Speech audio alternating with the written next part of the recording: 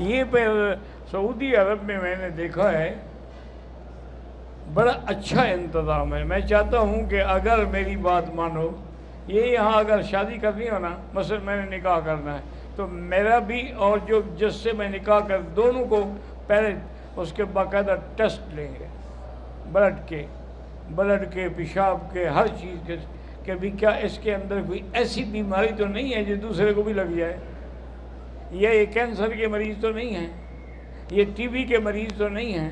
وہ پہلے چیک کرتے ہیں کیا ان میں اولاد پیدا کرنے کی صلاحیت ہے یا نہیں ہے. اگر نہ ہو تو اجازت ہی نہیں دیتے. یہاں اگر کوئی بھویں بناتا ہے تو اس کا معنی یہ تو نہیں کہ وہ جائز ہو گیا. یہاں جو داڑھی منڈاتے ہیں پھر داڑھی منڈانا جائز ہو گیا. یہاں جو لوگ سگریٹ پیتے ہیں پھر سگریٹ پینا جائز ہو. یہ کیا ہے؟ ہم نے نبی پاک کا کلمہ پڑھا ہے کہ ان لوگوں کا کلمہ پڑھا ہے. حضرت امت اس وقت امت نہیں ہے تو آپ کوشش کر کے اس کو امت بنائیں نا.